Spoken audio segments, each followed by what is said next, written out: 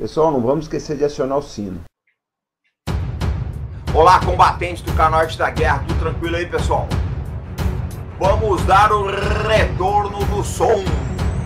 Eu quero mandar um abraço a todos os produtores de conteúdo amigos desse Brasil. Canal Velho General, o canal Pátria e Defesa, o canal Bom Combate, Rogério Nicobliano, Felipe Quintas, Rubem Gonzalez, canal Homem do Espaço, canal Irmãos Russo, canal Visão Estratégica, Coronel Paulo Filho, enfim, todos os produtores de conteúdo amigos desse Brasil, todo o pessoal que luta pela soberania desse país maravilhoso. Um grande abraço.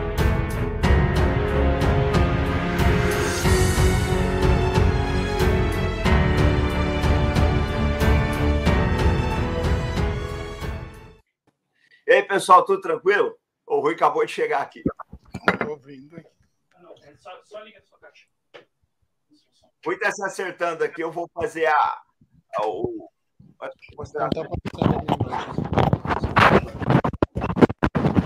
Tivemos problemas da internet. Deixa eu tirar o som dele aqui. Nós tivemos problemas da internet aí, mas já está tudo normalizado. Rogério Anitablian, seja bem-vindo a bordo aí, meu camarada. Como é que você está? Tudo bem? Tudo bom, comandante. Estava com saudade de participar aqui no Horto da Guerra, já tinha virado uma boa constante, então estou de volta aqui para minha alegria. Aqui a casa é sua. Eu falei para você, aliás, vou mandar um recado aqui, que eu estava assistindo uma live ontem do Felipe Quintas, né, sobre a cadeia. Ô, Rui, como é que você está? Tudo bem? Tudo bem. Como é que está o senhor? Tudo tranquilo? Deixa eu colocar no centro aqui. Boa noite, velho. No centro dos acontecimentos. Tudo bem? Tudo bem, e vocês? Tudo bem. Melhor agora com a sua presença aí. Anitta Blian, você quer fazer a apresentação do Rui para gente? Que o pessoal já conhece, vem aqui para ver ele. Mas faça você a apresentação, depois o show é de vocês aí. Vamos falar sobre o Brasil, sobre nacionalismo, sobre interferências internacionais e o programa do PCO aqui. Então tá contigo aí, Anitta Blian. Pessoal, mais uma vez, boa noite, comandante, boa noite, Rui. Obrigado pela presença. Eu, na realidade, no dia 17/12, tive o prazer de participar com o Rui e com o comandante da primeira rodada dessa conversa, né? O Rui Costa Pimenta, que é presidente do PCO, do Partido da Causa Operária. Nós discutimos lá por mais de 1h40, foi uma conversa muito bacana, repercutiu bastante, entre todas as plataformas e recortes, nós tivemos aí mais de 60 mil visualizações, tenho certeza que hoje também vai ser um sucesso.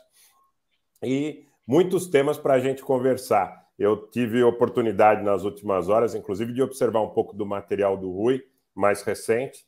Tenho bastante coisa para conversar com o Rui, certamente temas interessantes do momento na cena nacional, internacional. Tenho certeza que vai ser um prazer muito grande para nós aqui podermos participar desse debate. Rui, obrigado, Rogério. Rui, seja bem-vindo a bordo aqui, tá? A casa é sua. Eu queria começar com uma pergunta sobre o seguinte: o Partido da Causa Operária é um partido que tem uma posição bastante nacionalista, vocês marcam firme aí sobre a questão da soberania. Eu queria que você detalhasse aqui a visão que vocês têm das pressões internacionais que o Brasil recebe, porque eu acho importante, o pessoal cobra muito isso aqui no canal. Qual é a sua visão disso? Até porque eu sei que você, além da experiência política, já foi candidata a presidente, você você estuda muito esses assuntos. Então, eu queria saber qual é a sua visão sobre as pressões internacionais sobre o Brasil. Aí, Rogério, eu passo a segunda pergunta para o Rogério Anitablian. Obrigado, Rui. Eu queria primeiro agradecer o convite, né? Como foi dito aqui, é uma espécie de continuação da conversa que nós tivemos algumas semanas atrás. Conversa muito boa, por sinal. É um prazer estar aqui de novo com vocês. O problema do Brasil é um problema muito, ao mesmo tempo, muito complexo e muito importante do ponto de vista internacional, né? O Brasil é um país muito especial. A minha concepção, a minha avaliação da situação é o seguinte: o Brasil é um país que se encontra na fronteira entre os países atrasados e os países desenvolvidos. Tá? Quer dizer, ele seria, de um ponto de vista geral, muita gente pode estranhar isso que eu vou falar, mas tem fundamento, o país atrasado mais desenvolvido de todos, o que tem a maior diversidade de industrialização, né? Que tem uma indústria de base bastante grande, que é uma questão fundamental para a industrialização do país, e que, portanto, nesse sentido, o problema do estrangulamento do país pelos países desenvolvidos, em particular pelos Estados Unidos, que domina essa área geográfica do planeta, é uma questão extremamente aguda do ponto de vista político, econômico e social. Tanto que nós vemos que há uma crise constante, né? Há um esforço extraordinariamente grande para impedir o desenvolvimento de determinadas áreas de atuação do Brasil. Nós vimos aí que o caso famoso, né? Pelo menos para quem acompanha, é um caso famoso, o caso do submarino nuclear brasileiro. Isso aí foi obstaculizado de todas as maneiras. O Brasil é um país que tem um domínio da tecnologia nuclear. É apenas uma questão de vontade política para o Brasil, por exemplo, ter uma bomba atômica e fazer parte do seleto grupo de países atômicos do mundo, né? Coisa que muita gente que gostaria de ter, o caso do Irã, não tem o know-how, né? A tecnologia que o Brasil tem. Nós vimos aí a questão da base de Alcântara e tudo mais. Quer dizer, o Brasil é um país muito especial e, portanto, ele é um país muito vigiado e há uma pressão enorme para evitar o desenvolvimento nacional, né? Porque com muito pouca coisa, né, o Brasil poderia deslanchar e se transformar numa verdadeira potência. Eu acho que as pessoas vão estranhar essa colocação pelo seguinte, porque você olha para a China, por exemplo, e aí você lê no jornal que a China é a maior economia do mundo. Está ali no mesmo nível dos Estados Unidos. Mas isso é uma coisa muito relativa, porque a China é um país muito populoso. Então, isso daí gera uma economia grande, sem dúvida nenhuma, mas não significa que o desenvolvimento chinês seja tão grande. Aí os chineses aparecem com o 5G. Então o pessoal fala, o Brasil não tem 5G. Mas o Brasil não tem 5G porque o Brasil tem uma restrição, né? A dominação política internacional impede que o Brasil desenvolva esse tipo de tecnologia, o que ele poderia desenvolver. Ele tem condições de desenvolver. Simplesmente que há um ataque sistemático à capacidade do país de desenvolver essa tecnologia. Aí as pessoas olham para a Rússia, por exemplo, e falam: a Rússia é uma potência militar. O Brasil também poderia ser uma potência militar, não há nenhum impedimento. O impedimento é político, né? Então, eu acho que o primeiro raciocínio seria esse, e o segundo raciocínio seria o seguinte: quando a gente fala, né, nós usamos o termo imperialismo, né? Quando nós falamos em imperialismo, muita gente acha que nós estamos falando de um fenômeno puramente econômico. Não é assim. O imperialismo, ele tem uma base econômica, mas ele é uma dominação política. No caso brasileiro, o que acontece é que o imperialismo, ele domina digamos assim, a casta política dirigente nacional. A política nacional é toda controlada pelo imperialismo norte-americano. E, nesse sentido, você não pode ter uma política independente, porque as pessoas que dirigem a política nacional, na sua esmagadora maioria, não são independentes. Não pode tomar uma decisão. Um Vladimir Putin, ele pode tomar uma decisão, porque ele tem uma independência relativa. Mas no Brasil não há isso. Não há essa autonomia, né, da camada dirigente. Então, eu acho que é importante assinalar que o grande impedimento ao desenvolvimento brasileiro, lógico que há todo um processo para que o Brasil se desenvolva, é político, não é meramente econômico. A economia é um resultado da política, nesse caso aqui, e não o contrário. Obrigado, Rui. Rogério, tá contigo. Próxima pergunta é tua.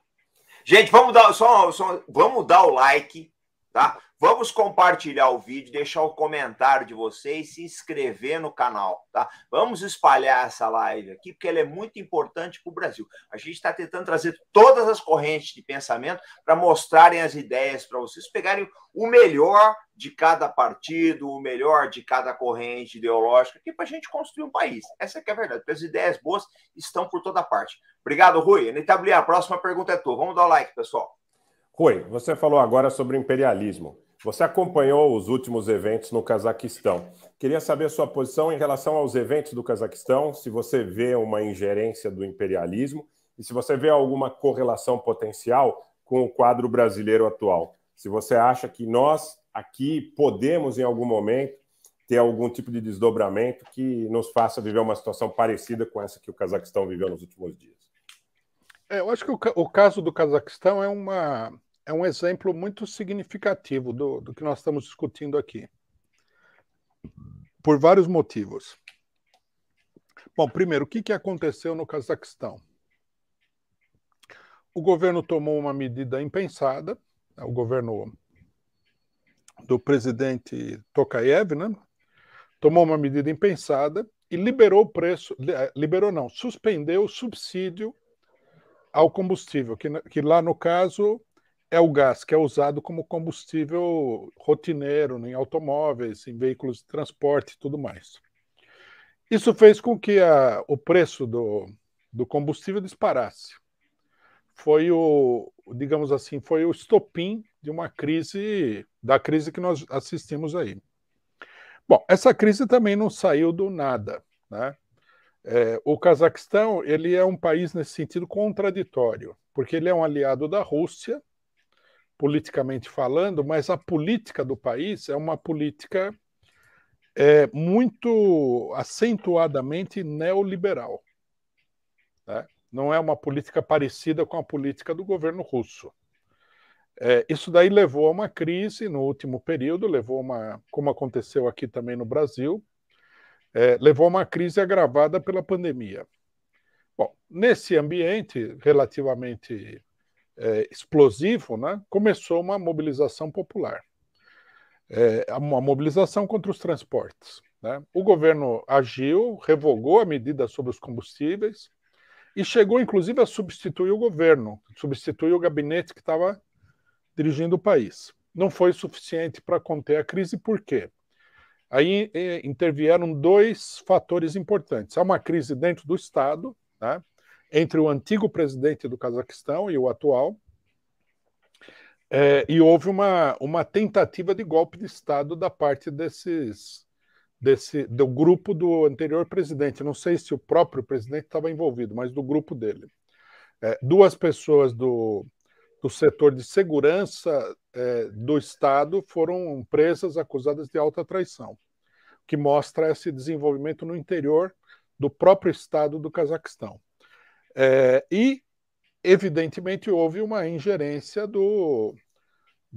das chamadas ONGs, né, norte-americanas, que estão em uma atuação enorme no país, né?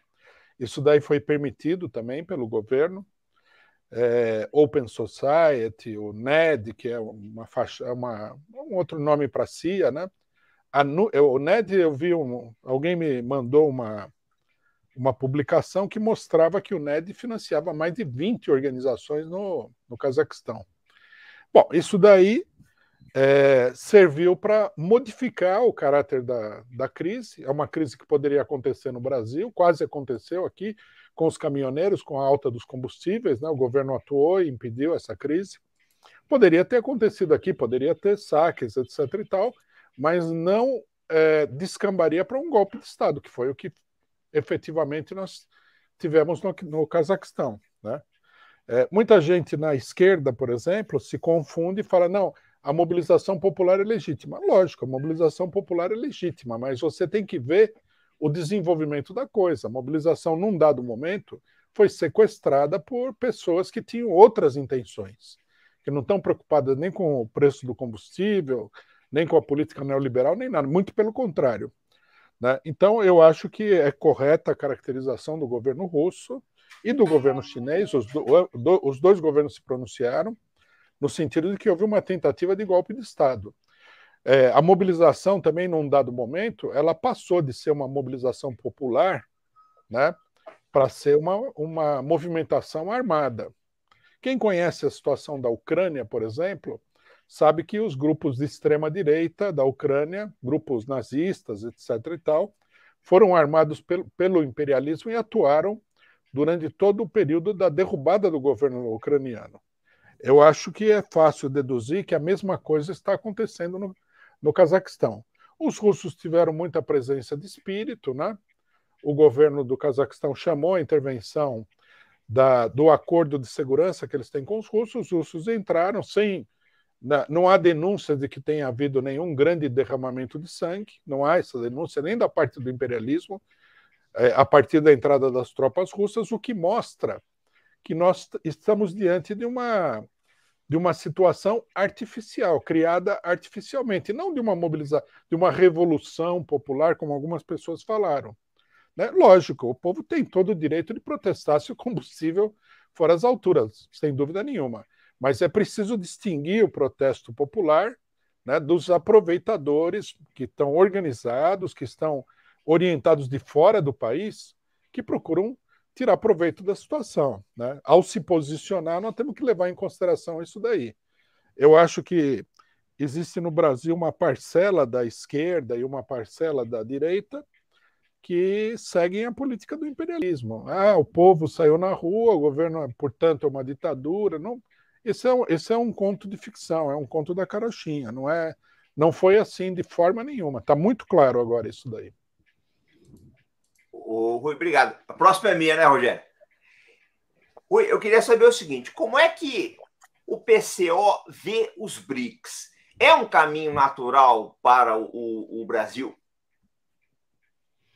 Olha, seria, né? O problema dos BRICS é que nós temos aí uma história, né? Os BRICS começaram como uma coisa muito moderada. Né? Eles surgiram antes que a situação se definisse como está se definindo há alguns anos, né, com o golpe na Ucrânia e tudo mais, como um enfrentamento entre o governo da Rússia e da China com o imperialismo. Naquele momento havia digamos assim, um certo entendimento. Antes que os BRICS conseguissem se desenvolver como uma coligação de defesa desses países contra o imperialismo, nós tivemos a reviravolta no Brasil, tivemos uma reviravolta também na Índia. Né? Então, os BRICS ficaram aí prejudicados. Eu acho que a tendência dos BRICS seria se transformar numa coligação como a que os chineses e russos estão tentando fazer hoje. Uma coligação que é uma coligação de resistência à dominação norte-americana, europeia, japonesa do planeta. Né? Mas ele nunca chegou a ser isso e agora, infelizmente, não há condições políticas, porque o atual governo brasileiro não tem essa política. E nem o governo da Índia. Né? Então, os BRICS meio que apagaram no cenário político internacional. A gente ouve falar muito pouco, né? Antes chegaram a falar do banco, dos BRICS, etc. e tal. Para que os BRICS sejam um instrumento efetivo, né, precisa de uma política de enfrentamento. A política central dos norte-americanos nesse momento é uma política anti-chinesa, mas também anti-russa, né? Mas, digamos assim, eles definem o eixo da sua política internacional como sendo anti-chinesa. Quer dizer, nessas condições, é muito difícil, né? O Brasil precisaria ter um governo que fosse muito oposto ao governo norte-americano e ao imperialismo em geral, e precisaria haver uma reviravolta na Índia. Aí eu considero que é um pouco mais secundário, mas o Brasil seria decisivo. Né? Aqui também a gente vê a importância brasileira. Politicamente, o Brasil é um país muito importante nesse quadro. O Brasil poderia dar vida aos BRIC, né? Muito mais do que a China e a Rússia, apesar de eles terem uma presença política e militar internacional maior do que a do Brasil. Mas o Brasil é um país que tem muita influência na América Latina, economicamente é um país muito importante, né? Tem relações comerciais e uma atividade econômica junto a outros países que é muito grande, tem muita tecnologia, o Brasil tem muita possibilidade. Infelizmente, né, nós estamos aí travados nessa questão. Obrigado, Rui. Ô, Rogério, contigo. A próxima é tua. Só um lembrete, pessoal. 2.000 pessoas a bordo.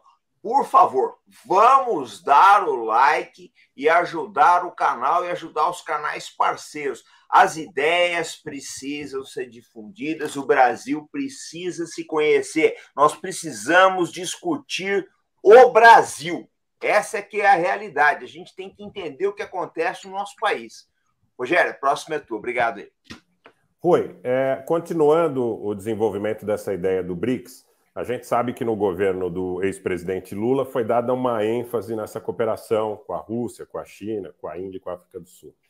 Mas nos últimos tempos eu tenho particularmente observado uma certa mudança de postura e de discurso do ex-presidente Lula, que se aproximou do presidente francês Macron, que se aproximou de alguns grupos que hoje têm uma concepção talvez diferente daquela de uma política externa independente e mais próxima da Rússia e da China.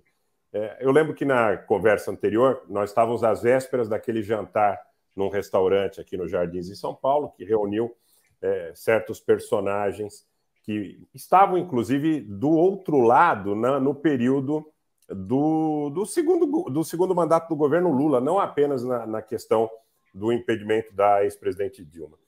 Eu queria te perguntar o seguinte, pela sua percepção, pelo que você conhece do ex-presidente Lula, primeiro, eu queria saber se você acha que pesa sob o ex-presidente Lula, uma espada de Damocles, porque a mudança de postura em relação à política internacional parece evidente, pelo menos no meu entendimento.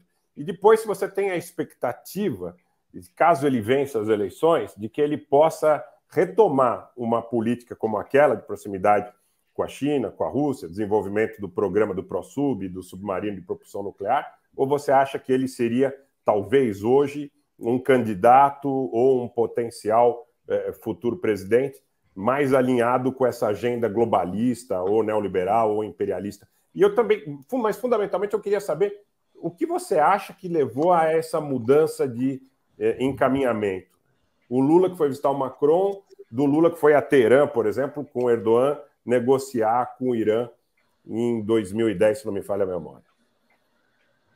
Olha, antes de responder, eu gostaria que as pessoas que estão ouvindo levassem em consideração o seguinte. Meu partido e o Lula, nós temos muita divergência. Nós não temos uma identidade de vistas com o Lula. Eu digo isso porque o que eu vou falar pode também parecer um pouco surpreendente. Eu acho que é o oposto do que você está falando. Eu acho que o Lula, tudo bem, no governo ele teve 2 fases, ele começou muito moderado, depois ele deu uma guinada lentamente, gradualmente, né, de maneira quase imperceptível para uma política de independência nacional e tudo mais. Eu acho que o Lula, que está concorrendo às eleições de hoje, ele é uma pessoa que se deslocou ainda mais profundamente para essa política que foi a política do final do governo dele, né? Eu acho que ele é consciente, por exemplo, de que a prisão dele foi orquestrada de fora do país. Ele é muito mais consciente hoje do problema do imperialismo, né? Eu acredito, né, pelo que eu conheço do Lula e pelo que eu acompanho, as coisas que falam, etc. e tal, né? Eu acredito que ele está indo mais profundamente nessa política de independência nacional, né? Uma coisa que acontece com o Lula, eu acompanho a carreira do Lula há muito tempo, né? Desde as greves do ABC eu acompanho a carreira do Lula. Nós brigamos muito aí. Nós tivemos dentro do PT, brigamos com o Lula no PT, fomos expulsos pelo Lula do PT. Então, eu conheço bem como é que é o esquema Lula.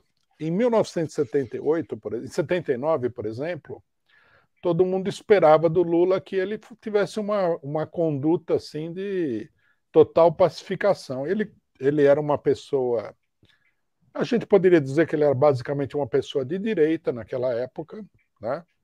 E ele deu uma guinada para a esquerda muito profunda. Foi muito para quem acompanhava, né? De fora é difícil de perceber isso, o pessoal acha que o Lula sempre foi uma pessoa de esquerda. Mas quem estava lá sabe que não foi assim. Ele surpreendeu todo mundo. Quando todo mundo esperava uma coisa dele, ele fez exatamente outra. Então, quando se trata do Lula, a gente deve esperar o inesperado. Ele não é uma pessoa assim previsível, não. Eu acho que a moderação dele no primeiro governo, principalmente, de 2002 a 2006, era o resultado de uma insegurança dele. Depois, à medida que o PT se sentiu melhor no governo, eles começaram a desenvolver uma política de conteúdo nacional, né? O BNDES começou a financiar várias empresas nacionais. Ele começou a mudar a política, né? Porque ele se sentiu à vontade. Eu acho que a propensão dele não é a direita. A propensão dele não é a direita no sentido de PSDB, né? É uma política no sentido de se alinhar com a China e a Rússia muito mais do que com os Estados Unidos, com certeza. Ele não vai, o método político dele não é bater de frente, né? Ele é o político ele vai para lá, ele dá a entender que ele vai para a direita, depois quando você vê ele está indo para a esquerda, ele é um político muito complicado desse ponto de vista. Mas eu acho, por tudo que eu vi, né, que ele aprofundou essa característica política dele. Tem uma declaração do biógrafo dele, que eu vi na internet, me chamou muito a atenção. Não sei onde é que eu vi isso, eu vejo um monte de coisa, depois não lembro. O Fernando Moraes, que escreveu a biografia do Lula. Ele falou, o Lula saiu da cadeia um anti-imperialista. Eu confio que essa avaliação é correta. O Lula, a prisão, né? Não sei se vocês já tiveram alguma experiência com isso, eu tive pouca experiência. A prisão é uma grande escola, faz as pessoas refletirem muito sobre a vida, né?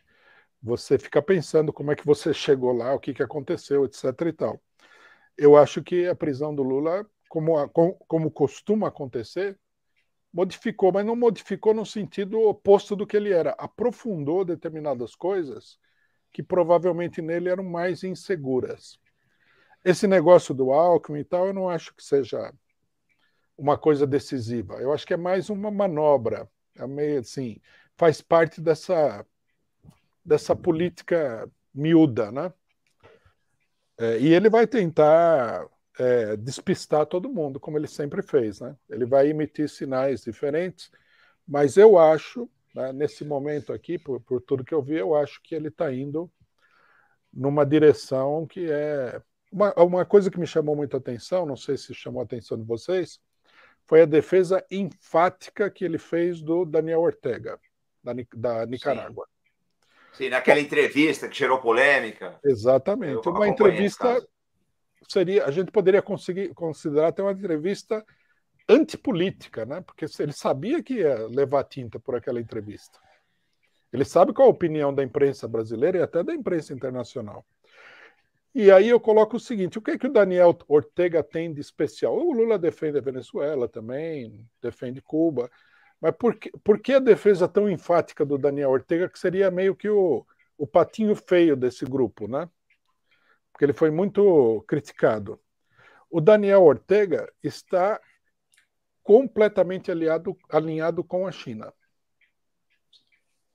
Tem, inclusive, a questão do canal chinês. Sim, né? Nós abordamos aí em lives aqui no canal. O caso é extremamente estratégico, né, Rui? E essa defesa do Lula me parece muito significativa, né?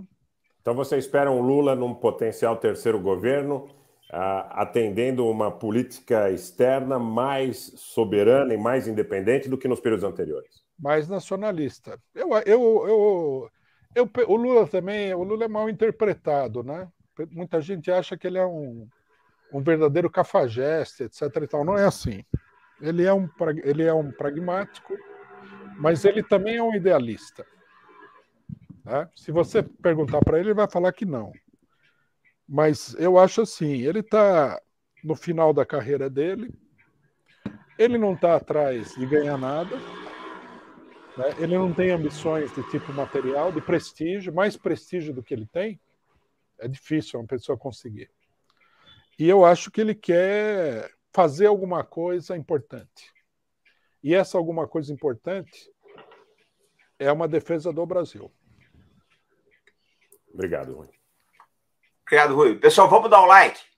Vamos dar um like e ajudar o canal aqui. Ô, Rui, eu quero te fazer uma pergunta. Nessa história toda, porque pelo que a gente está vendo aí, né, a possibilidade é dar agora o Bolsonaro e Lula majoritariamente, talvez haja um segundo turno com os dois disputando. Se seguir esse ritmo das pesquisas, a gente não sabe que o Brasil tudo é muito imprevisível.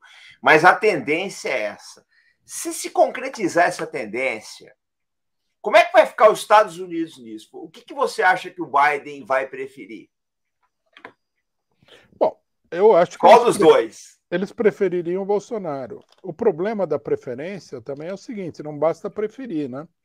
Você tem que ter um governo viável. Às vezes o Bolsonaro não é viável. Não me parece tanto que isso daí não seja viável, né? Eu acho que o Bolsonaro, ele está, apesar da campanha da imprensa contra ele ser muito pesada, ele tem muita coisa a favor dele. Eu acho que ninguém deve subestimar o Bolsonaro, não. Então, vai depender disso. Num eventual segundo turno Lula-Bolsonaro, eu acho que vai pesar mais para os norte-americanos o problema da viabilidade, quer dizer, vai ser um governo estável, vai conseguir governar, vai levar à frente determinados planos ou vai ser uma crise permanente e, portanto, vai criar problema, né? Eu acho que pesa mais do que a preferência em si. Os Estados Unidos poderiam aceitar o Lula a contragosto, mas poderia aceitar, né? Aí eles vão ter também um governo de crise, porque eles têm que podar o governo do Lula, não tem muita alternativa. Agora, eu não descarto a terceira via também, né? Como você falou, o Brasil, principalmente nessas questões eleitorais, é muito imprevisível. Quanta surpresa que a gente já não teve, né? A gente tem que pensar assim, alguém está tramando aí entre quatro paredes e nós não estamos vendo.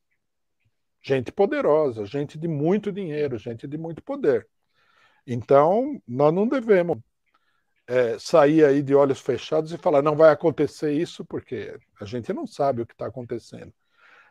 Pode ser que algum dos candidatos da terceira via, de repente, comece a subir na pesquisa, e pode acontecer que apareça um candidato surpresa, por que não? É possível. Eu acho o cenário hoje bem definido. Eu acho que a tendência, lógico, são os dois, mas eu não apostaria, eu acho muito cedo para apostar.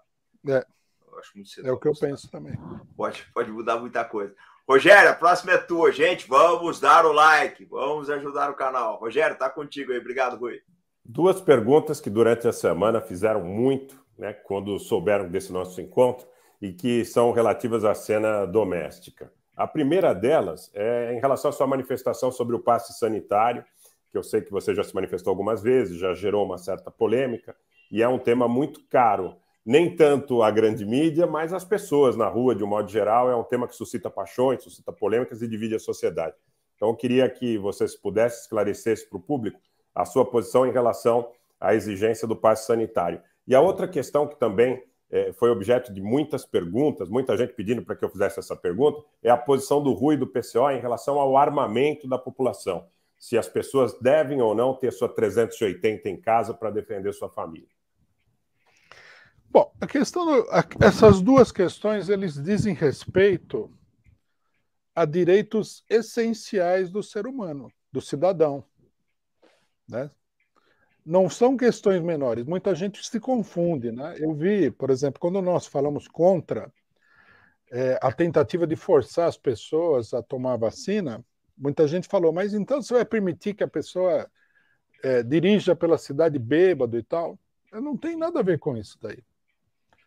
Há direitos que são históricos, que o mundo né, o ser humano moderno lutou por eles, porque eram questões fundamentais, né? Por exemplo, o habeas corpus, a inviolabilidade de domicílio, da correspondência, né? O direito à privacidade, o direito de manifestação, a liberdade de expressão, são direitos essenciais, históricos, né? Se você abre mão desses direitos, você está abdicando diante de uma opressão, de uma tirania, um governo despótico, né? Então, primeiro, eu acho que é importante esclarecer essa questão, né? Nós somos contra o passe vacinal e contra a obrigatoriedade da vacina por um motivo muito simples. Ninguém é obrigado a tomar remédio contra a vontade. Isso aí é uma coisa estabelecida há muito tempo em todos os países civilizados. O pessoal está voltando atrás nisso daí, mas não é normal. A pessoa tem todo o direito de falar, não, você não vai injetar aqui uma substância que eu não queira no meu organismo. Não tem conversa de que é para o bem da sociedade. Porque se os direitos das pessoas são pisoteados, também isso daí é para o mal da sociedade. Essa é uma posição, digamos assim, que vem da luta, né, pela democracia no século XVIII. As pessoas lutaram muito por isso. Não foi eu que inventei. Não é um capricho, né? Então, eu acho assim, quando o governo fala que a pessoa que não se vacinar não pode ser demitida do trabalho, não pode estudar, não pode ir a lugar nenhum, etc. e tal, eles estão forçando a pessoa a fazer uma coisa que ela tem o direito de rejeitar. Aí alguém pode pensar assim, mas a vacina é boa. Ninguém sabe direito disso daí, é uma coisa experimental. Tem muita gente que tem medo de tomar vacina. E esse medo teria que ser respeitado. Tem gente que tem convicção religiosa. Aí alguém pode chegar e falar, isso é uma besteira. Bom, é uma besteira, mas essa besteira é a ideia do outro, a ideologia do outro. Se nós vivemos numa sociedade onde nós defendemos a população em geral, nós temos que respeitar o direito do outro também pensar uma coisa que você acha que é uma besteira. Porque se o critério fosse que todo mundo tem que pensar exatamente o que é bom, quem que definiria o que é bom? Sociedade contraditória, há interesses contrapostos. Então, eu acho que, para mim, é uma questão tranquila, né? Eu, como membro da esquerda nacional, levo muita crítica por causa disso daí, mas, para mim, é tranquilo. Eu acho que a esquerda está histérica, está sendo arrastada para um negócio que não tem cabimento. Com relação ao armamento, é a mesma coisa, né? A ambição de todos os governos sempre foi desarmar o povo. O povo desarmado é um povo indefeso. O que é que você pode fazer se você não tem armas contra quem está armado? Seja ele quem for, seja um grupo privado, sei lá, criminoso, seja um grupo, seja o poder público que está armado até os dentes. Né? O direito ao armamento é um direito de autodefesa da população. Isso é uma coisa básica. Veja que os Estados Unidos preservou esse direito. O direito do armamento nos Estados Unidos é uma conquista da Revolução Norte-Americana, da Revolução pela Independência. Não é uma coisa que foi inventada por alguma pessoa que tirou da cabeça. É um direito histórico, faz parte do processo histórico. Na Revolução Francesa, a gente nem precisa explicar, porque tem o hino da França. O hino da França fala as armas cidadãos. Quer dizer, o cidadão armado era uma garantia contra a prepotência do poder estatal. Bom, eu defendo a revolução socialista, né? Eu acho que o Brasil só vai mudar através de uma revolução. E as revoluções, de verdade, né, não revolução imaginária, elas raramente são uma coisa pacífica, acaba numa troca de violência muito grande. Né? Porque os interesses opostos dentro da sociedade, eles assumem uma agudeza muito grande. Né? Então, eu não poderia, em sã consciência, ser a favor do desarmamento do povo, se eu sou a favor de uma revolução. Seria uma coisa totalmente sem pé nem cabeça. que é uma coisa que muita gente de esquerda fala. Eles falam que são a favor de uma revolução, mas querem, ao mesmo tempo, desarmar o povo. Então, alguém precisaria explicar como é que você vai fazer essa revolução com o povo totalmente desarmado, né? Eu acho que também é uma questão tranquila e eu acho que o senso comum do pessoal, tem muita gente que apela para o senso comum, né? Eu acho que é um senso comum sem fundamento, né? O cidadão chega e fala assim, mas e se tiver uma briga no trânsito? Se tiver uma briga no trânsito hoje, o pessoal é capaz de trocar tiro mesmo. Não precisa liberar as armas, né? Um grande jurista, né? Uma pessoa que é considerada o fundador do direito moderno, que é o Beccaria, né? Um filósofo e um jurista italiano, escreveu... Cesare Beccaria. Cesare Beccaria é um grande pensador, muito influente em todo o direito moderno. Ele fala que o argumento de que você não deve deixar a população armada porque isso é perigoso levaria a gente a banir o fogo também da sociedade, porque o fogo também é perigoso. Tem muita coisa perigosa. O problema é que há coisas que são perigosas e são desnecessárias e há coisas que são perigosas e são úteis, né? Por exemplo, é necessário você usar explosivos numa mina que você vai atuar. É perigoso, mas é necessário. E o direito da população a andar armada, na minha opinião, é uma coisa necessária. Quem conhece o crime brasileiro sabe também que o criminoso ele não precisa de legalização de armas, né? Um policial que eu conheço me falou que o cidadão sai da cadeia, 15 minutos depois ele está armado. Ele dá um telefonema para a pessoa que ele sabe, né? Se aquela pessoa não tem, a pessoa fala, liga para esse aqui. Ele mal botou o pé para fora da delegacia, ele já está armado. Quem está desarmado é a pessoa comum, né? Para acabar com o argumento também de que é para desarmar o crime. Não vai desarmar crime nenhum.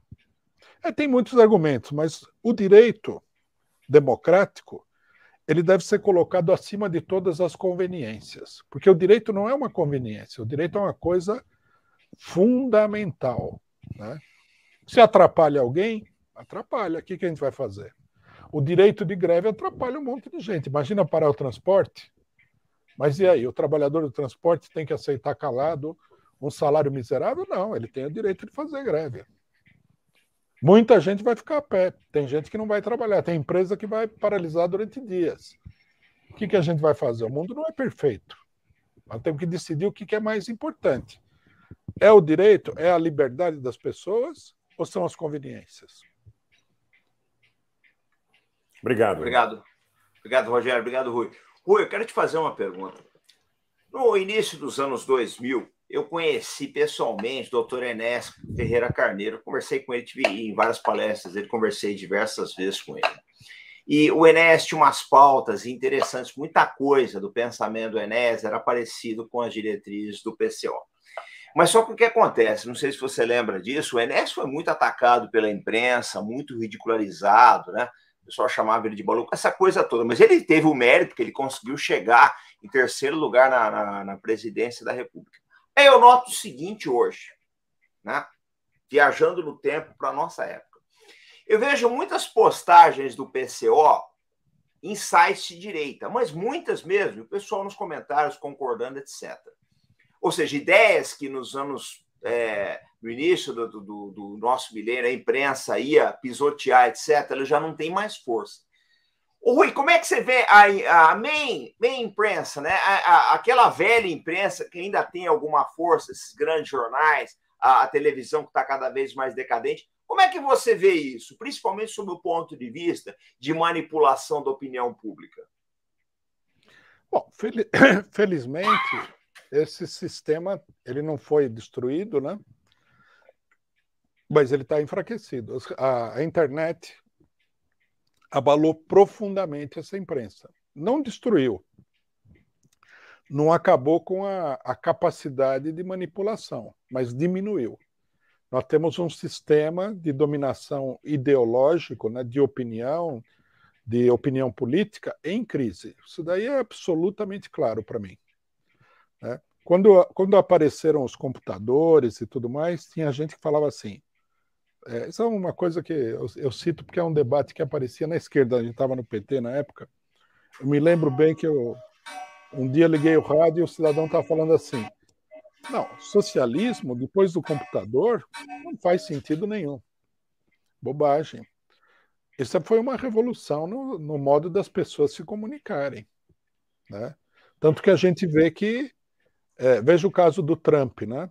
O Trump ele estourou a barreira imposta pelos grandes jornais, pelas grandes empresas de comunicação.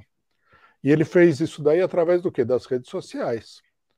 O Bolsonaro, que também é, como é que se diz, assessorado pelas mesmas pessoas que assessoraram o Trump, que eu não concordo com eles ideologicamente, mas eu tenho claro que eles souberam aproveitar rapidamente, né, a nova tecnologia para a propaganda política e foram muito bem sucedidos. Eu acho que tudo isso daí é muito importante, né? Esses jornais, isso daí é um atraso de vida muito grande. É uma opinião, como é que se diz? Sempre a mesma opinião, aquela opinião conservadora, tudo tem que ficar do jeito que sempre foi, etc. e tal. Eu acho que muita gente, inclusive, vendo outras possibilidades, olha para isso e fala, isso é muito chato, né? Isso é muito desagradável. E nós estamos diante de um fenômeno aí de popularização da comunicação, de desenvolvimento. Não dá para sobreestimar, porque o pessoal está tentando controlar também os outros meios de comunicação, né? Há muita censura nas redes sociais e tudo mais. Veja-se o que aconteceu justamente com o Trump nos Estados Unidos, né? Que foi banido do Twitter. Essa é uma ditadura inacreditável. O próprio presidente dos Estados Unidos ser banido do Twitter. Agora, eu acho que esses métodos, eles não são populares, eles não vão fortalecer a grande imprensa, né? Há muita manipulação dentro das redes sociais, mas mesmo assim o pessoal consegue se comunicar. Nós vamos ter que ver como é que se desenvolve a política e como é que as coisas vão ficar. Mas eu acho que o que existia antes, que era assim uma Rede Globo, por exemplo, dominava toda a opinião pública, isso acabou. Acabou e não vai voltar, na minha opinião. Eles vão reconstruir o sistema para poder dominar, mas não vai ser o mesmo de antes. Vai ser um sistema mais enfraquecido, mais precário.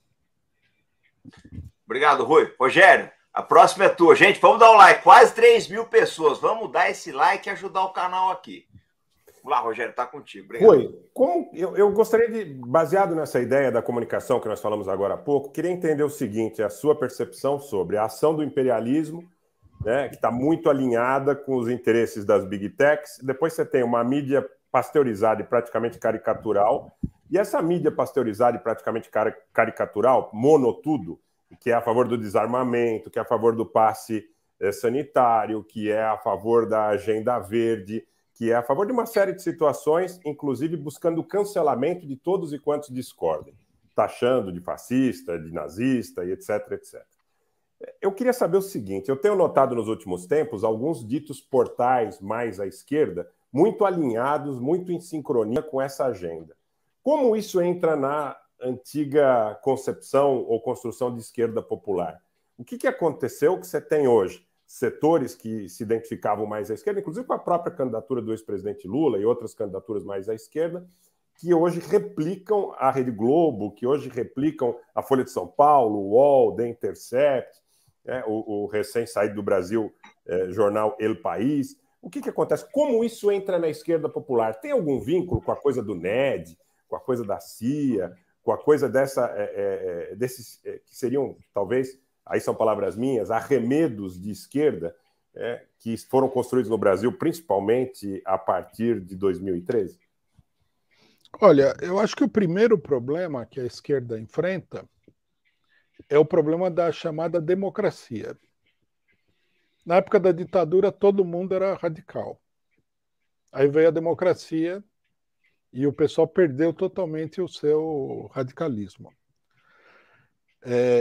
Isso tem uma base material, né? O cidadão, ele está aí, ele pode se transformar em deputado, senador, prefeito, governador, né? Ele tem a impressão, né? E eu acho que isso daí atua poderosamente sobre a esquerda, de que todas as portas estão abertas para a sua participação no Estado, né? Na época da ditadura, o Estado estava fechado para ele era perseguido e tal. Depois vem a democracia e ele pode ser o dono do país, pode ser eleito presidente, etc, etc.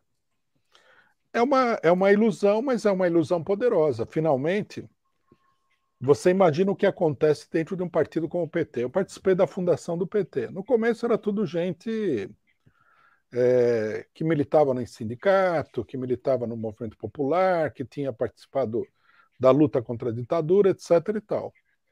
Hoje, se você for ver o PT, você tem um monte de advogados, pessoas de diploma, gente de classe média alta que galgou, né, usou o PT como um trampolim de ascensão social.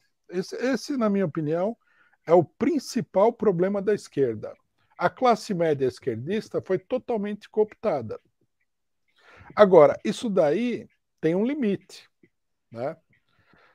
Os 4 governos do PT levaram isso a um desgaste muito grande. Muita gente acha que desse jeito não vamos conseguir nada. Muita gente na esquerda pensa assim. O pessoal tá muito mais radicalizado do que estava antes. Né? Com a derrubada da Dilma, a Operação Lava Jato, essa coisa toda, a radicalização cresceu ainda mais. Então, agora você precisa de mais do que isso. Porque aquele deputado, o pessoal olha e fala assim, esse cara não faz nada, esse aqui aproveitou o mandato dele para comprar uma casa, papapá. Está muito desmoralizado isso. Então, aí aparece o que tem sido chamado de a nova esquerda. E essa nova esquerda tem um problema ainda maior, que é que, na sua esmagadora maioria, esse pessoal é financiado pelas organizações internacionais ligadas ao imperialismo. Né? A denúncia que nós fizemos do Boulos é um aspecto, mas não é o único aspecto. Os brasileiros não se dão conta, mas o esforço ideológico do imperialismo norte-americano para dominar a opinião pública de esquerda, não é só de esquerda, lógico, também é de direita, ele procura dominar. Mas para dominar a opinião pública de esquerda é muito grande. Né? Toda essa questão dos movimentos negros, tudo isso daí é financiado por organizações norte-americanas. Esmagadoramente. Né? Muita gente aí nunca apareceria em lugar nenhum se não fosse esse financiamento. Se você cortar o financiamento, isso aí tudo desaparece. E é um perigo, porque isso daí não é o interesse do povo brasileiro. Isso aí é o interesse que vem de fora. Né? É muito grave. Nós estamos para escrever um livro sobre isso daí, mostrando todas essas relações. Isso daí é no mundo todo. Todo lugar onde tem crise, você vai lá e tem esse financiamento, tem esse pessoal. É uma coisa muito Foi grande. O caso do Chile, Rui, o caso do Boric? É o caso do Boric. Né? Na eleição equatoriana, né, um dos candidatos, Aicú Pérez, que se coloca como defensor dos indígenas, é também financiado aí. Existe todo um processo, né, que é financiado direto. E o interessante é que esse processo é financiado diretamente pelos norte-americanos. Porque na Europa há organizações que já financiaram gente no Brasil, né, ligadas à social-democracia. Mas não tinha esse caráter exatamente que nós estamos vendo agora. Isso daqui é um processo dos serviços de inteligência norte-americanos. É muito claro isso. O NED, né? O NED foi fundado para fazer propaganda, digamos assim, para derrubar governos que não interessam aos norte-americanos. Não, nenhum brasileiro poderia aceitar uma coisa dessa. Nem de direita, nem de esquerda, nem de coloração política nenhuma. É uma coisa antinacional. A pessoa está trabalhando contra o próprio país, porque alguém vai acreditar que os Estados Unidos têm interesse em melhorar a situação do Brasil? Não dá para acreditar. Ninguém pode acreditar nisso seriamente. Ô, Rui, mas acho que você chegou agora no ponto alto da nossa live. Porque o que acontece é o seguinte: eu compartilho da tua opinião, eu acho que o Rogério também, que o identitarismo foi um cavalo de Troia que colocaram nas esquerdas para minar elas. Isso aí. E ela, você viu, duplamente, né? Porque você mina a esquerda e faz com que a direita direcione todas as energias contra isso. Quer dizer, o debate mesmo das causas importantes, avanços sociais, tá? Os direitos dos trabalhadores, essas coisas todas aí que são importantes, desenvolvimentismo, tudo isso, fica de lado, só se discute isso. Agora, eu quero te fazer uma pergunta. Você acha que, por exemplo, pega o Lula caiu nessa? Ele absorveu esses movimentos? Não, como é que você vê isso daí? Não acho. O que eu acho é que aí tem o Lula e tem o PT, e tem a política do Lula para o PT, né? Então, o PT está sendo infiltrado por esses setores, mas é importante que se diga que os setores mais importantes não estão no PT, porque o projeto não é o PT. O projeto é antipetista, né? O projeto da nova esquerda é para acabar, por exemplo, com a esquerda que é nacionalista. Esse é o centro da questão, o nacionalismo. E no nível continental, né? No nível continental. Sim. Você tem aí uma Cristina Kirchner, não é nenhuma revolucionária. Todo mundo viu o governo da Cristina Kirchner. Mas a nova esquerda é contra a Cristina Kirchner, contra o Rafael Correia. Qualquer um que tem uma predisposição minimamente nacionalista, esse precisa ser eliminado. Esse é o problema que muita gente não entende sobre a política brasileira. Nesse momento, a política brasileira ela não está colocada diretamente, indiretamente ela está colocada assim, para a esquerda numa situação de a classe operária contra a burguesia. Nós estamos lutando contra um poder estrangeiro que está intervindo na política nacional. A classe operária tem um papel bem mais apagado nesse momento. Não quer dizer que ela não venha a ter posteriormente, mas nesse momento a luta fundamental está se dando nesse terreno.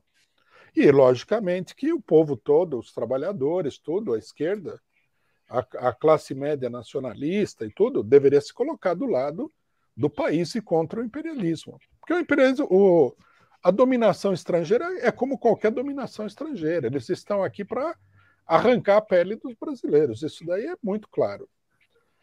E essa esquerda é aventureira, essa nova esquerda é uma esquerda aventureira, carreirista, né? O Boric, por exemplo, ele tinha toda uma retórica esquerdista num determinado momento.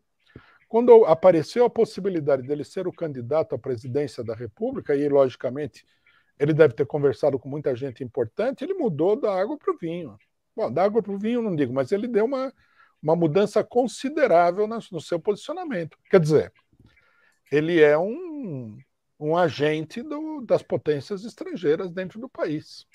Isso não pode trazer nenhum benefício para os chilenos, não pode trazer benefício para os brasileiros, para os latino-americanos, de um modo geral. Não há dúvida nenhuma disso. E no Brasil é a mesma coisa, né? Veja que o Boulos, por exemplo, que é digamos assim, a cabeça visível da nova esquerda brasileira, ele trabalha num instituto que está ligado com o Global Americans. O Global Americans, que é também uma espécie de organização de fachada da CIA, está diretamente ligado ao NED, é financiado pelo NED. Quer dizer, só não vê quem não quer, né? E eu acho que as pessoas que não vêm ou são muito ingênuas, muito, né? Ou levam a coisa para um terreno muito pessoal, ou então estão interessadas em subir nessa onda aí, né? É uma onda que entusiasma muita gente, porque não pegar a onda e subir na vida? E aí é a defesa do interesse pessoal contra o interesse de todos os brasileiros, uma coisa muito e contra si mesmo também. A pessoa não vai sair ganhando. Obrigado, Rui. Rogério, está contigo. Rui, baseado nisso, você acredita que o governo da presidente Dilma foi infiltrado antes daquelas manifestações de 2013, antes de todo aquele processo de decadência política do governo, em relação, inclusive, a coisas que foram ditas por muita gente aqui no Brasil, de que o Erdogan e o Putin teriam avisado a Dilma de que alguma coisa iria acontecer no Brasil, que a questão dos impulsionamentos nas redes sociais, as manifestações nas ruas aconteceriam, e a reação do governo, pelo menos para quem observava de fora, pareceu pífia em relação a todos aqueles impulsionamentos. Primeiro apareceu o MPL, depois, não por acaso, apareceu, ou talvez por acaso, apareceu um movimento chamado MBL. Né? Trocaram a letrinha do meio, um mais à esquerda, um mais à direita, mas todos eles tinham uma agenda bastante contundente em relação... Um em relação a preço de passagem, outro em relação a eventos como a Copa do Mundo, as Olimpíadas, que eu particularmente entendo como eventos de Estado e não de governo. Então, o que eu quero acreditar, e não estou entrando no mérito da organização ser dada pela FIFA, não é essa questão, eu digo em relação à representação que o país obtém ao conseguir trazer um evento ou eventos dessa monta. Você acha que o governo da Dilma ele foi infiltrado por dentro em relação a tudo aquilo que acontece? Hoje, muita gente tem um setor na política brasileira que chama uma ala do PT de PT jurídico. Eu não quero entrar muito nesse mérito, mas que seria... Você já ouviu essa expressão, né? Inclusive, talvez próximo, tecnicamente, desses grupos aí que têm organizados esses jantares e tal. Muitos elementos são próximos deles ou são os mesmos elementos. Enfim, o governo Dilma foi infiltrado para você a partir de fora? Olha...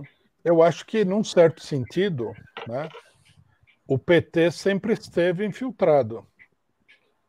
Né? Num certo sentido, isso aí é um fato. Tem uma parte do PT que... O PT, vocês devem saber muito bem, é um balaio de gato.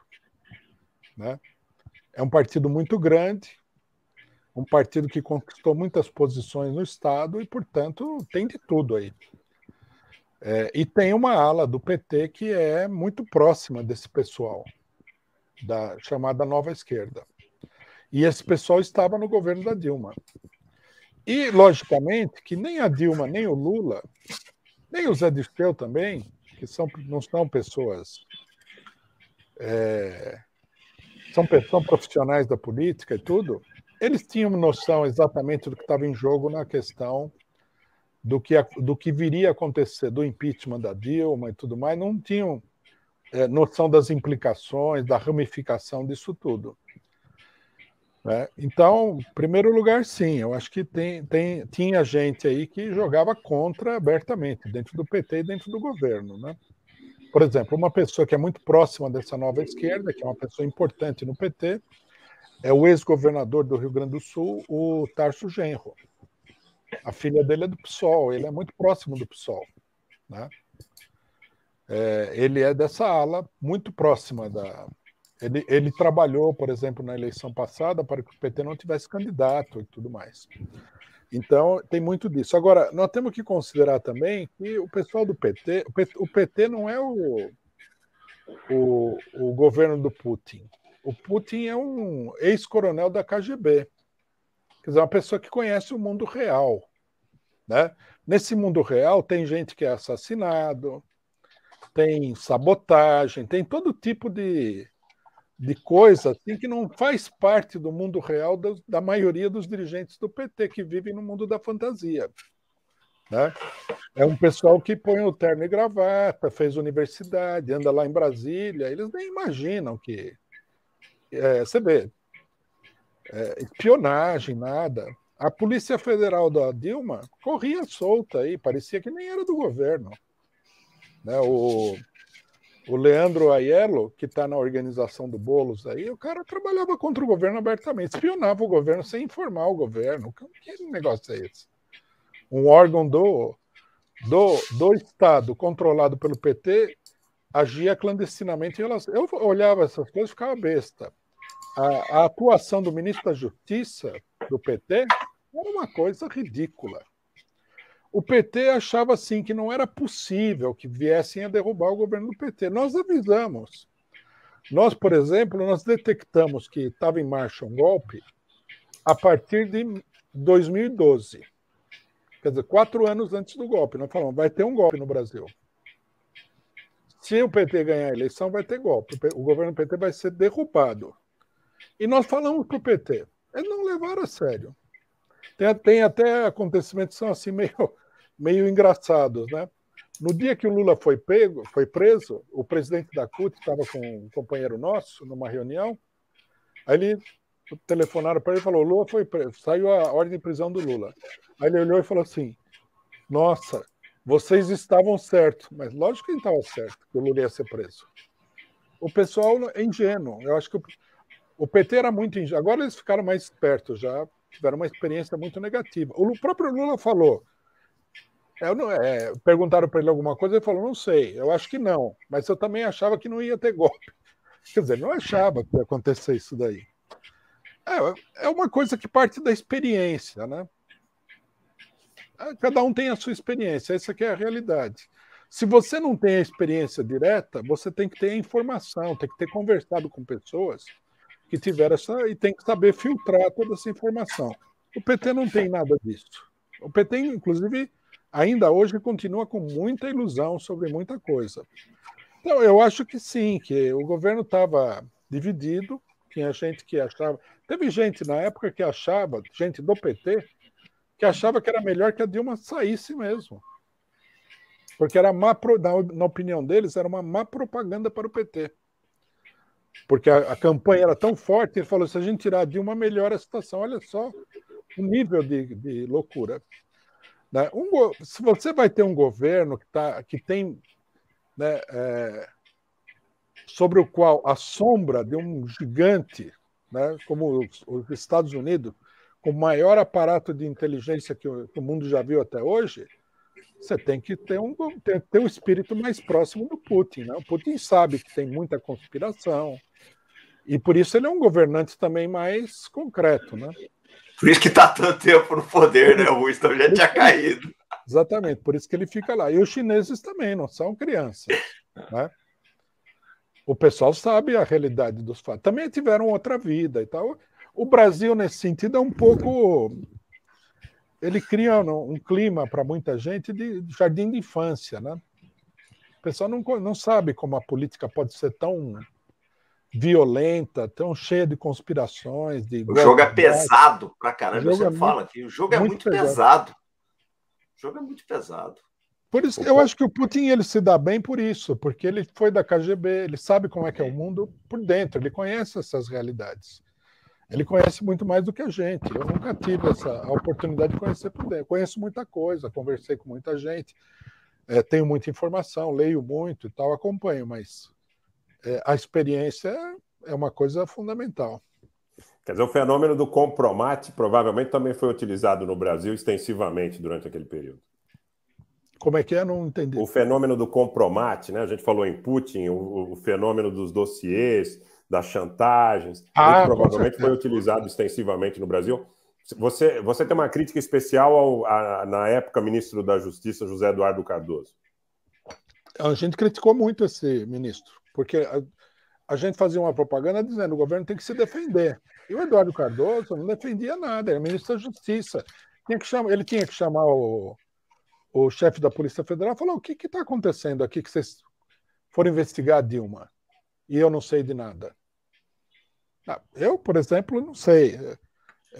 Logicamente que tudo tem a ver com a relação de força, mas o correto seria afastar o homem lá. Não, chega, você não. Eu não sei. Me parecia uma coisa assim, vocês falaram aí, né? O governo parecia indefeso, o governo parecia uma criança, na realidade. Mas é do brasileiro isso, viu, Rui? Não é só... Olha, você quer ver uma coisa? Eu faço esse programa aqui já tem 4 anos que eu faço as lives aqui. Muita coisa mudou. Você vê, ó, o público do nosso canal é um público mais conservador, mais à direita, mas tem quase 3.200 pessoas escutando a gente aqui hoje. Então, o público já está bastante cascudo. Mas quando a gente começou a abordar esses assuntos, abordar essas manobras internacionais, Revolução Colorida, Compromat, todas as táticas aí da CIA, as escutas da NSA também, o pessoal achava que era teoria da conspiração. Hoje a turma está vendo que é verdade. Então, na verdade, né, não é só o governo. Eu vejo hoje, mesmo hoje, eu converso com algumas autoridades e eu vejo que o pessoal não se tocou ainda do jogo, que o Brasil é alvo, né?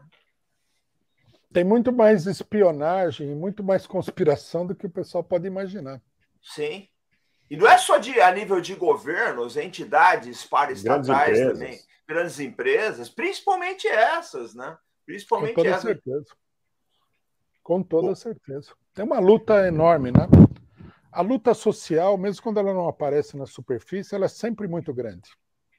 Ela pode estar, como é que a gente diz? Submersa, sob a superfície. Mas ela sempre tem. O pessoal, todo mundo está lutando pelo seu interesse. É muito grande. E, como se trata da sobrevivência de setores sociais inteiros e tudo mais, o pessoal não economiza nos meios que eles vão utilizar para travar essa luta, não. O Rui, nós estamos com 1h10 de live, eu vou fazer a minha última, depois eu vou passar para o Rogério fazer a última dele, mas eu já quero te deixar um convite, tá? Para uma outra live, ou aqui, ou no canal do Rogério, que ficou muita coisa por perguntar ainda, tá? E o pessoal está gostando muito. Eu acho que essas lives, começou no canal da Itablian e mais essa aqui, eu acho que é um encontro histórico do Brasil que começa a conversar, a gente acho que começa a consolidar essa fratura na sociedade que foi aberta aí há quase 10 anos atrás. Acho que a gente essa fratura está começando a ser reduzida, o osso está começando a consolidar. Eu queria fazer uma pergunta, depois eu vou passar a última para o Rogério. O Rui, o que está acontecendo? A tua visão, o que está acontecendo com os Estados Unidos? A gente vê epidemia de opioides, a gente vê a Califórnia saindo do controle no quesito a criminalidade, a gente vê que o país parece que está muito... a gente, quando olha essa crise de hoje, essa divisão de hoje nos Estados Unidos, a gente pensa que aqueles tumultos de 1968, da época da Guerra do Vietnã, parecia uma discussão do parquinho. Como é que você vê isso aí? Respondo. Eu acho que para compreender bem essa questão dos Estados Unidos, nós temos que entender que, apesar de todas as diferenças, né, os Estados Unidos, por exemplo, nunca teve um partido de esquerda como o PT, por exemplo, do tamanho do PT, nem como foi o antigo Partido Comunista Brasileiro. Apesar de todas as diferenças, nós temos lá uma sociedade que é mais organizada e, de um modo geral, mais culta do que a população brasileira, apesar que os Estados Unidos também é um país muito inculto, né? Como todos os países novos. Então, quando você tem uma crise social num país como esse, que além de tudo é um país enorme, né? 300 e tantos milhões de habitantes, uma diversidade muito grande na população, contradições muito grandes ideológicas e de costumes, etc. Quando você tem uma crise social muito profunda, a coisa tende a escalar. Tende a escalar de uma maneira muito grave, né? Por isso que a política dos países desenvolvidos é jogar a crise para os outros países menos desenvolvidos. Quer dizer, eles praticam uma política que é uma política predatória dos países desenvolvidos e, com isso, eles resolvem a crise social deles. Bom, nós chegamos num ponto em que ninguém está conseguindo mais resolver a crise social, por mais que a política seja predatória. A crise social nos Estados Unidos é muito grave, e com isso estão aflorando aí contradições muito grandes, né? Não só contradições sociais e políticas, né? Veja, por exemplo, a imprensa brasileira não deu a dimensão do que foi a revolta, né? A partir do assassinato de várias pessoas negras nos Estados Unidos. O pessoal chegou a queimar quase que cidades inteiras lá. Foi uma coisa que a gente não... Acho que no Brasil a gente nunca viu uma coisa desse tamanho, dessa violência da população. O pessoal tomou delegacia de polícia, da polícia. Um pessoalzinho lá declarou uma parte do centro da cidade, não me lembro de qual cidade foi agora, uma zona livre, que a polícia não podia nem entrar. Quer dizer, uma crise gigantesca. Mas não é só a crise social, que já é grande, porque nos Estados Unidos a miséria se alastrou, a falta de perspectiva se alastrou, a situação é muito grave. Nós temos também o descontrole, né, da própria classe dominante norte-americana. Esse problema dos opioides, isso aí foi um golpe muito baixo que determinadas empresas deram aí com a ajuda, né, da FDA, com ajuda, porque ninguém é tão ingênuo assim que não sabe o que vai acontecer. Criaram uma epidemia de pessoas viciadas em opioides nos Estados Unidos. Quer dizer, o Estado está perdendo o controle da situação. Bom, os próprios assassinatos da população negra também. É um retrato de que está perdendo o controle. E o país está dividido, né? O país está dividido no meio. Né? De um lado tem o Trump, do outro lado tem o Partido Democrata e outros setores. O povo está dividido. A situação é muito radicalizada. É um resultado de uma crise social muito profunda, mas muito profunda mesmo, que não é habitual para os norte-americanos. Né? Os salários caíram, a população pobre norte-americana está passando muito mal. Nós PCO, nós temos militantes nos Estados Unidos. O que eles falam dos Estados Unidos é uma coisa impressionante.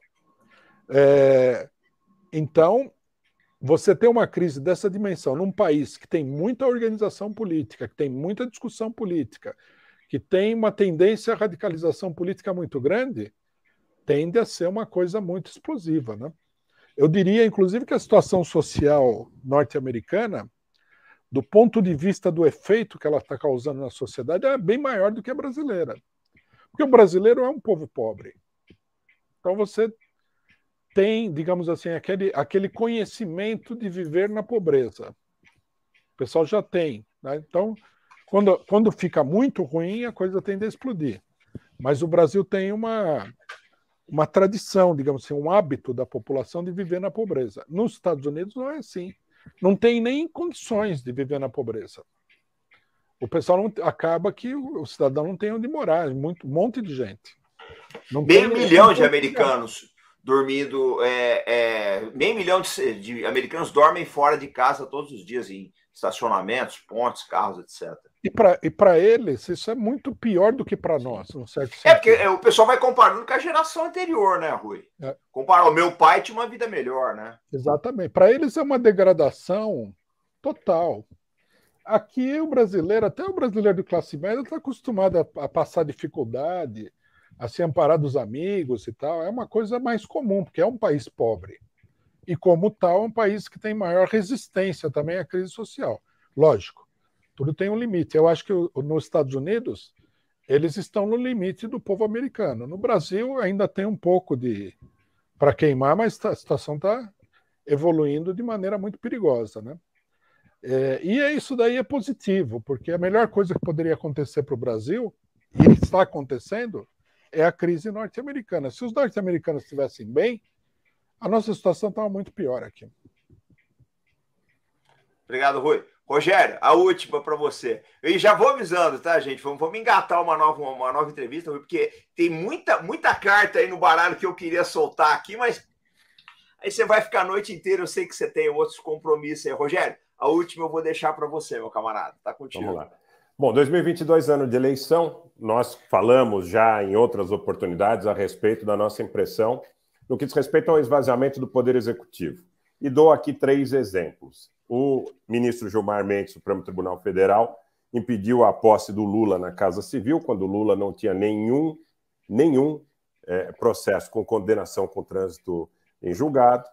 Depois, se não me falha a memória, a ministra Carmen Lúcia impediu a Cristiane Brasil, também numa decisão monocrática, de assumir o Ministério do Trabalho do governo Temer. Por último, o delegado de Polícia Federal Ramagem não foi nomeado pelo Bolsonaro, se eu não me engano, em decisão monocrática do Alexandre de Moraes. Então, eu quero dizer o seguinte, Rui, queria o seu comentário, a sua percepção, em relação, porque eu entendo, a gente fala muito sobre Revolução Colorida, sobre guerra híbrida, sobre ataques ao Brasil, que o esvaziamento do Poder Executivo brasileiro também é parte desse processo. O que fazer, independente da vitória, da reeleição do Bolsonaro, da vitória do Lula, de uma eventual vitória do Ciro, do Aldo, de quem quer que seja? o que fazer para que o poder executivo brasileiro seja fortalecido novamente. No seu entendimento, o caminho é uma nova Constituição, o caminho é uma eleição de um Congresso que tenha uma visão mais forte em relação a essa questão dessas sucessivas decisões monocráticas que também fazem parte do esvaziamento do poder executivo. A Globo tem um papel nisso, o UOL tem um papel nisso, a Folha tem um papel nisso, os movimentos identitários têm um papel nisso, porque eles atacam o tempo todo o poder executivo. O Lula era ladrão, o Temer era vampiro, o Bolsonaro é nazista, enfim, o negócio é... Genocida. Né? Então o negócio porque foi problema do laboratório americano aí, que ele não atendeu às demandas de plano.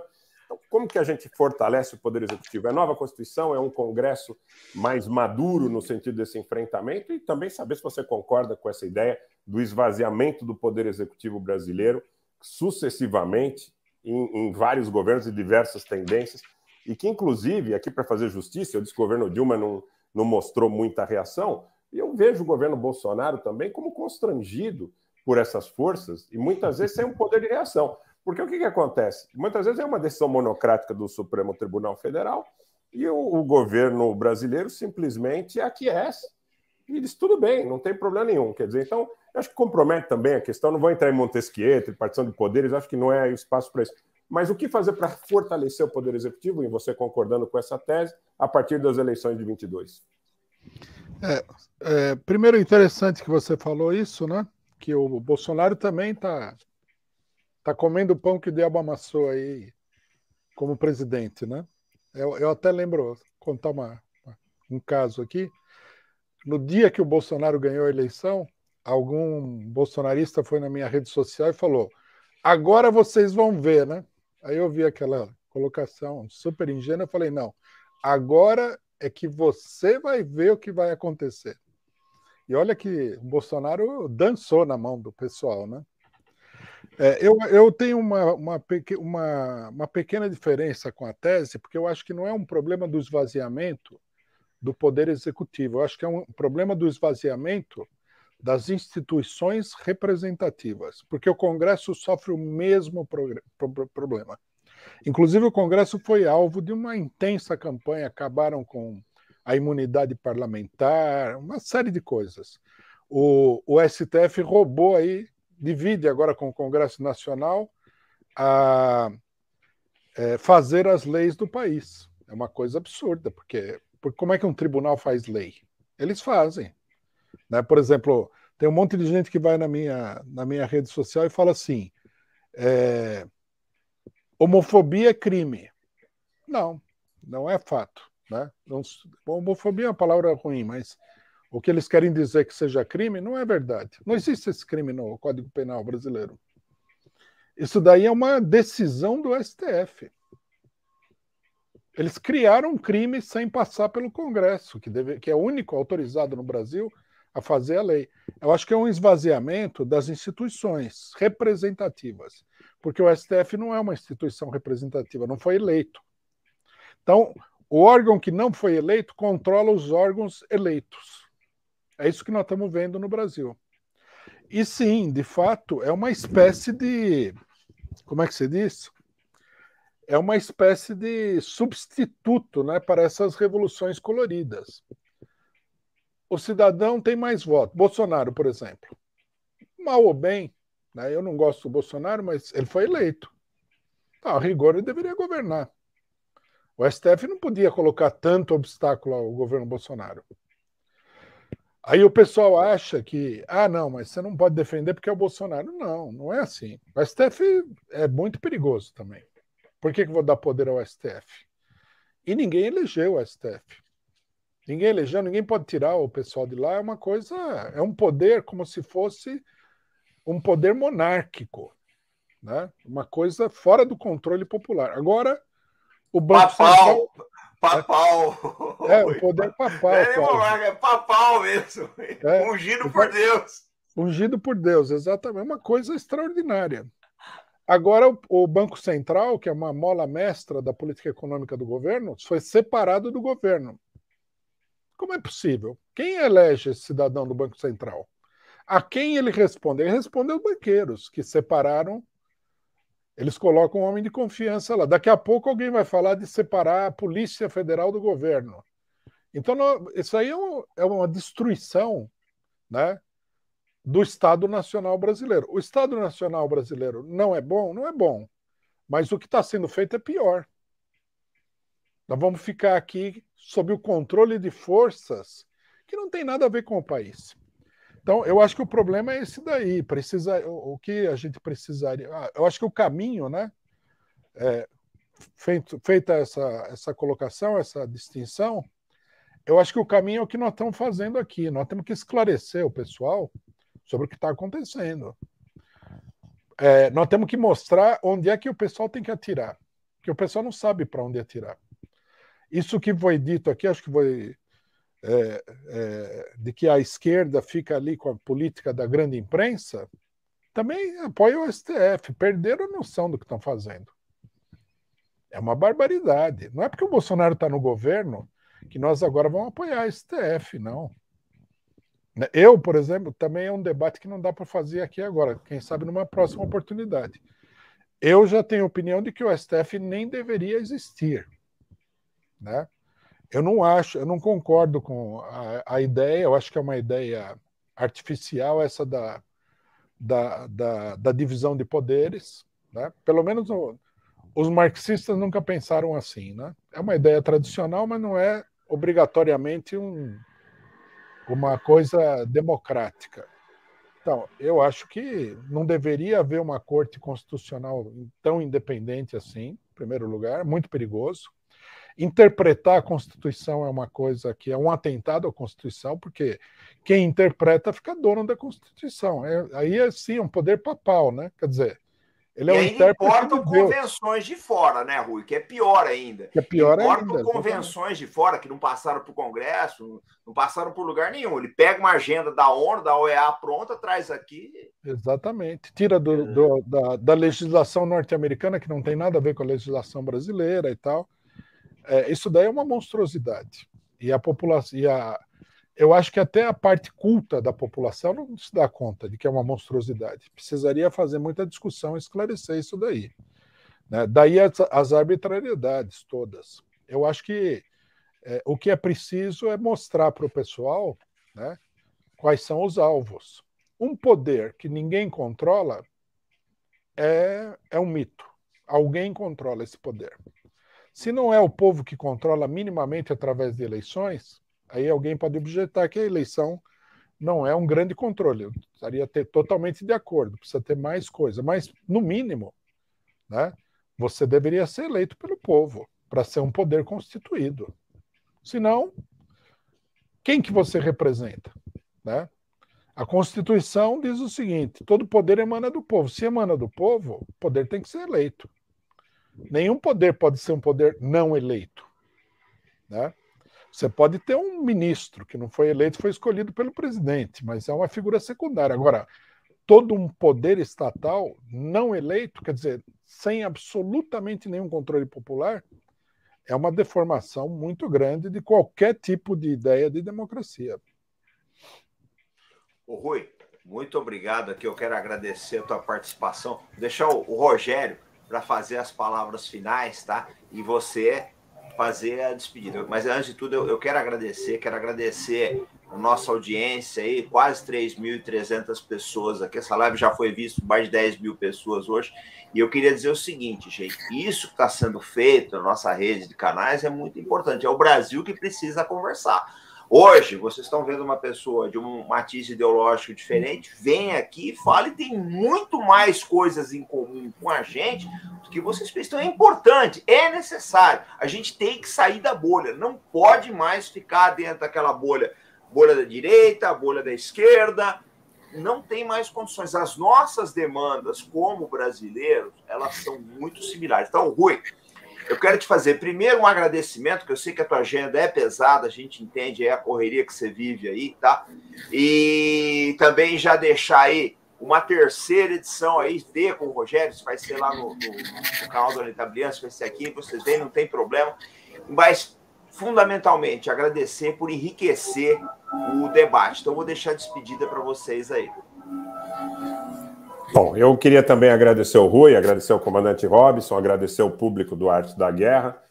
No primeiro encontro que nós fizemos no dia 17, nós tivemos muitas situações interessantes ali elucidadas, então convido também quem não assistiu aquele primeiro encontro para que também assista.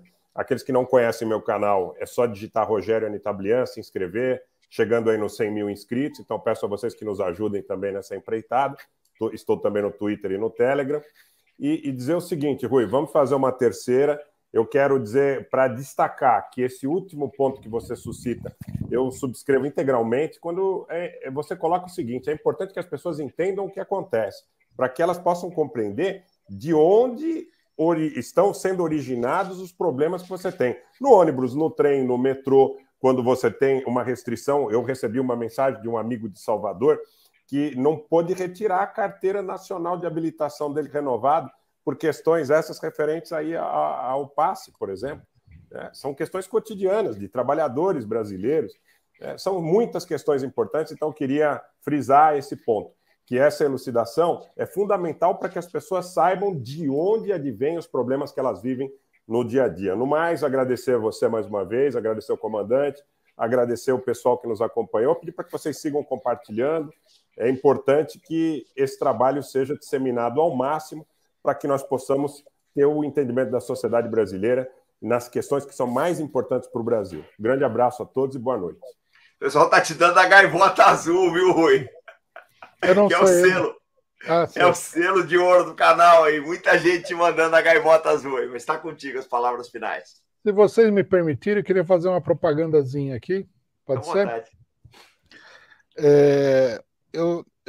Nós estamos realizando aqui, eu vou dar um curso que eu acho que é muito interessante, tendo em vista o debate, né? Que é um curso sobre a história do Brasil.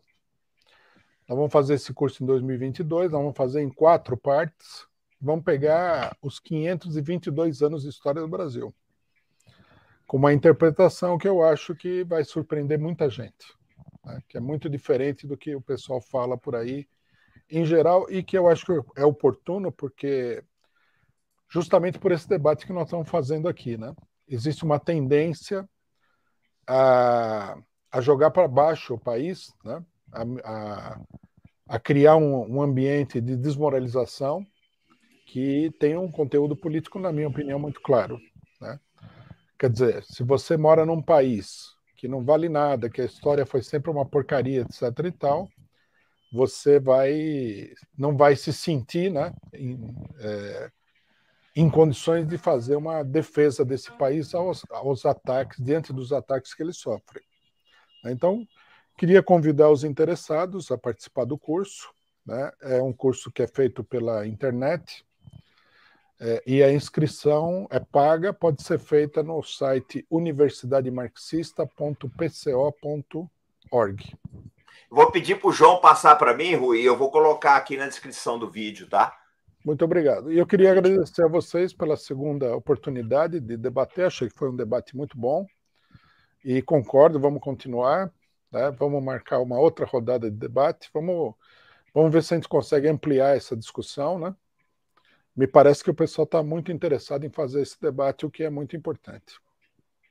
Eu acho que o Brasil tem futuro, Rui. Eu acho que o país consegue se falar. Eu acho que eu concordo uma coisa contigo. Eu acho que os problemas que a gente tem no Brasil são bem inferiores aos problemas. E inclusive, eu vejo muita gente tentando importar pautas americanas para cá e não pega. Eu acho que o brasileiro, ele acha o caminho.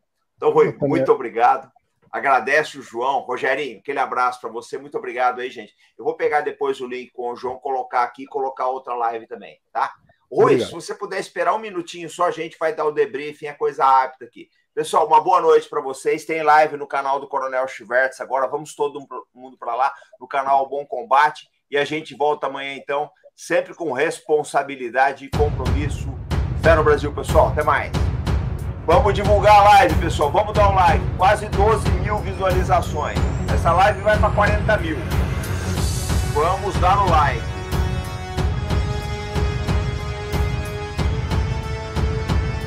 Seja bem-vindo aqui, Gustavo.